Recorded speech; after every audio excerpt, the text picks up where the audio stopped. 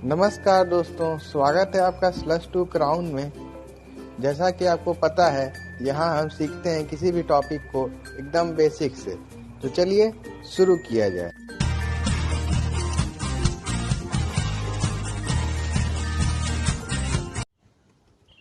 तो आज हमको देखना है इक्विपोटेंशियल सरफेस के बारे में।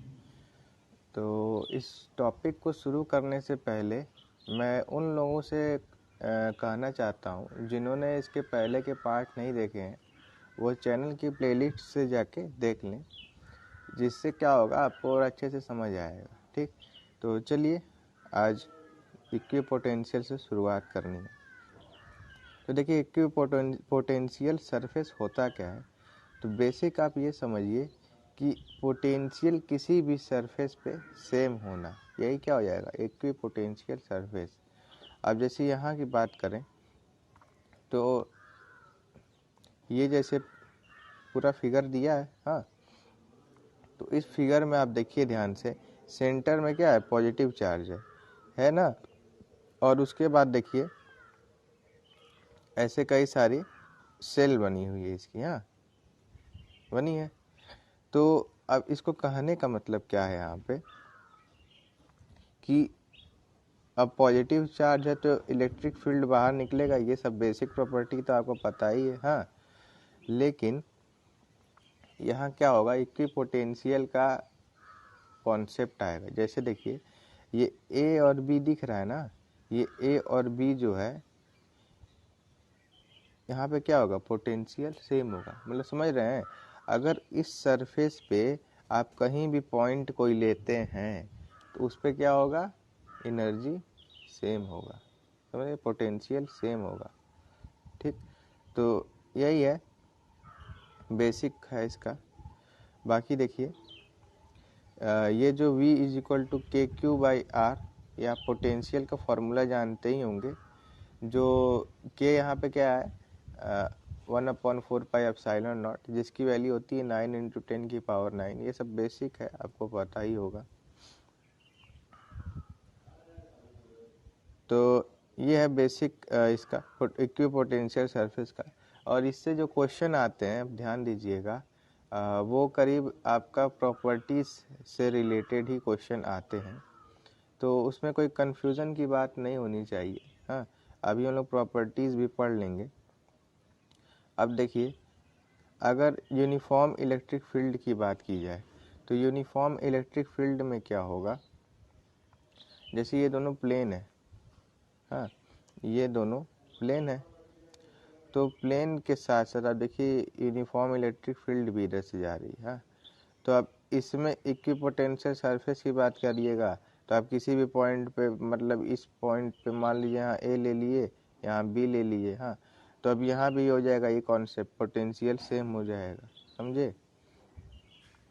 तो यही कॉन्सेप्ट है।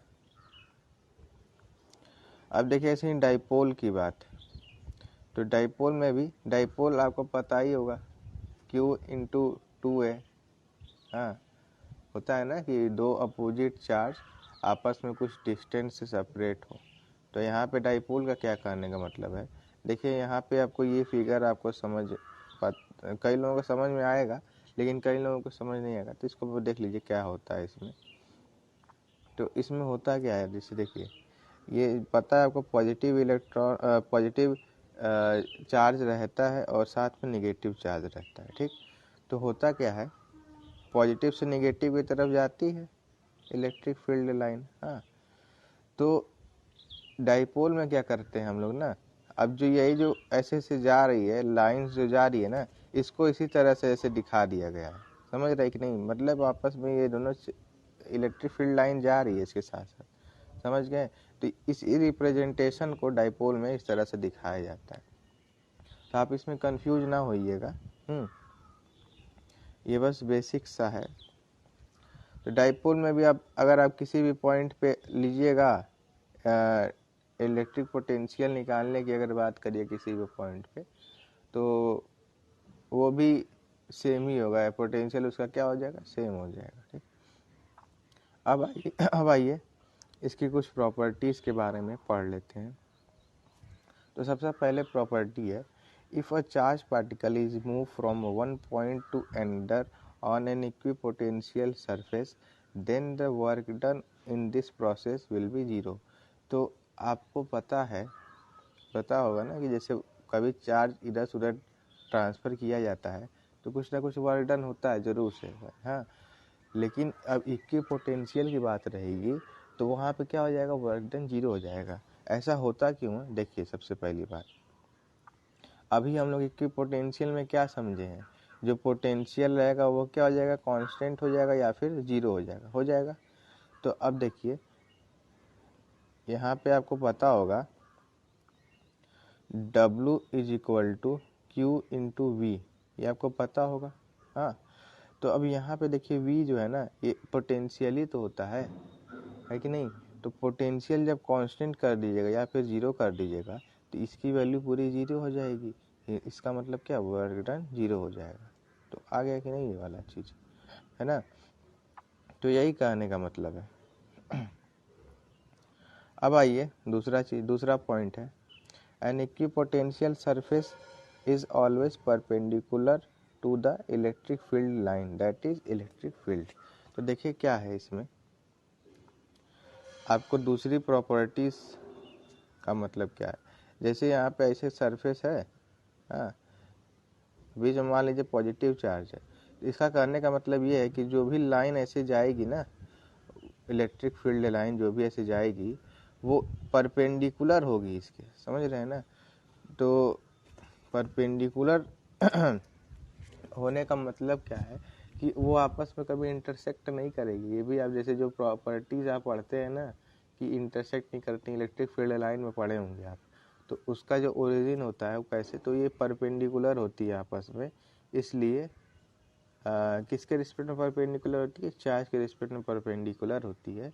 तो इसलिए क्या होता है, उस पर कोई इंटरसेक्शन लाइन का नहीं होता है, ठीक। तो इसका एक फॉर्मूला भी होता है, dv is equal to integral E dot D L, हाँ।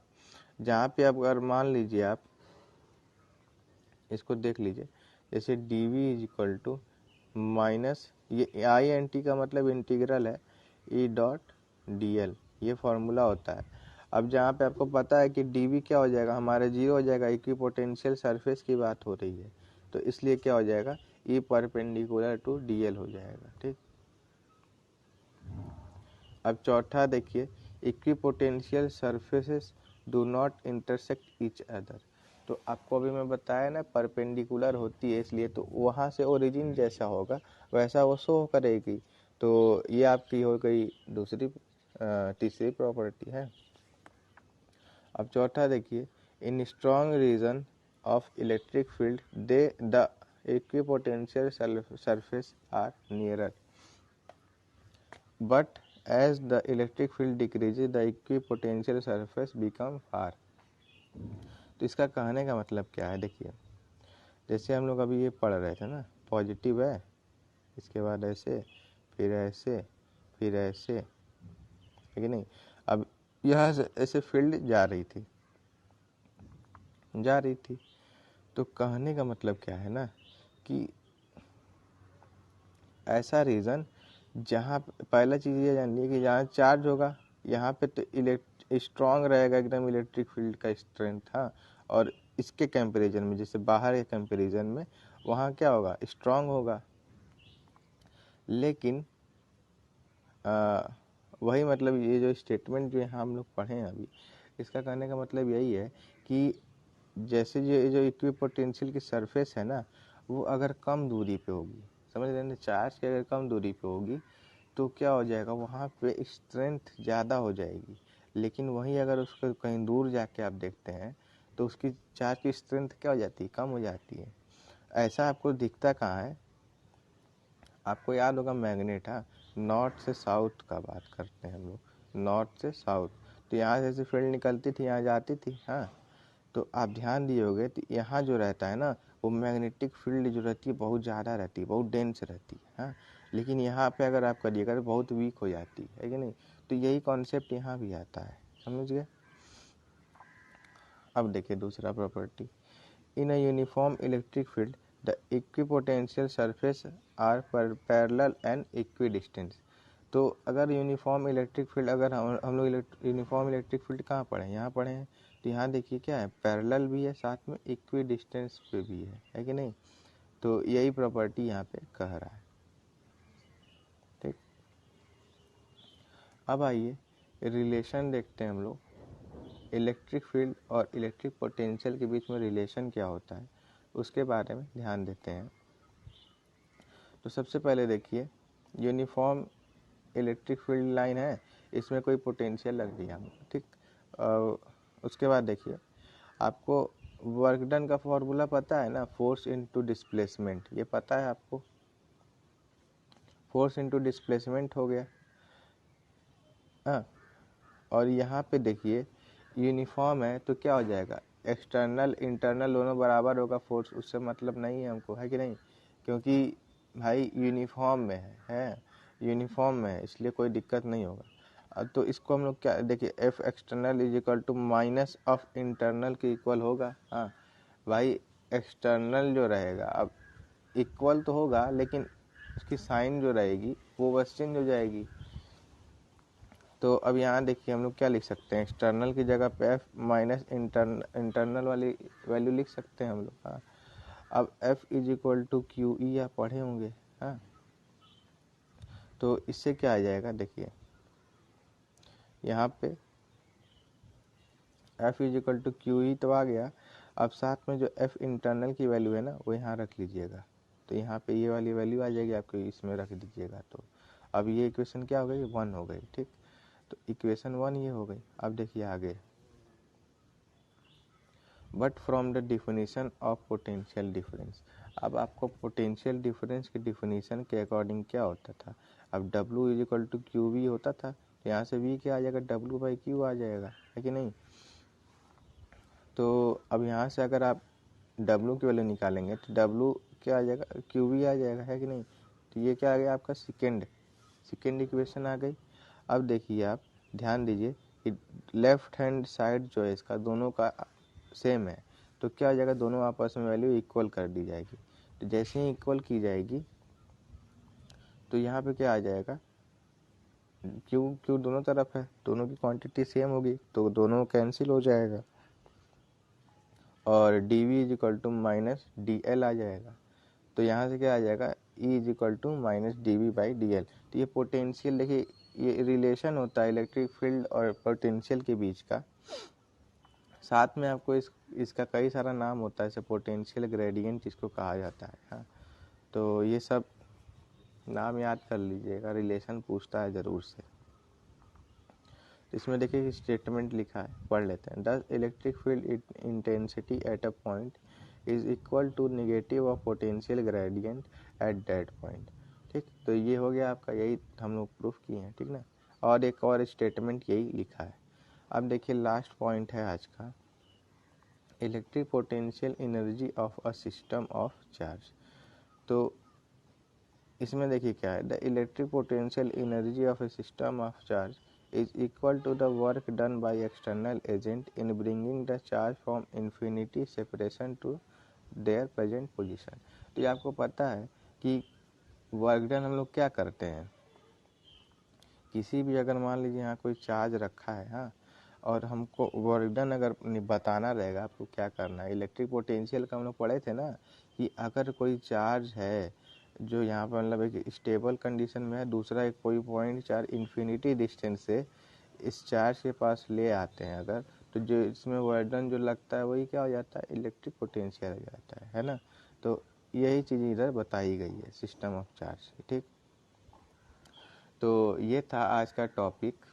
बाकी आने वाले वीडियोस के लिए सब्सक्राइब करके रखें स्लश टू क्राउन को। तब तक के लिए गुड बाय।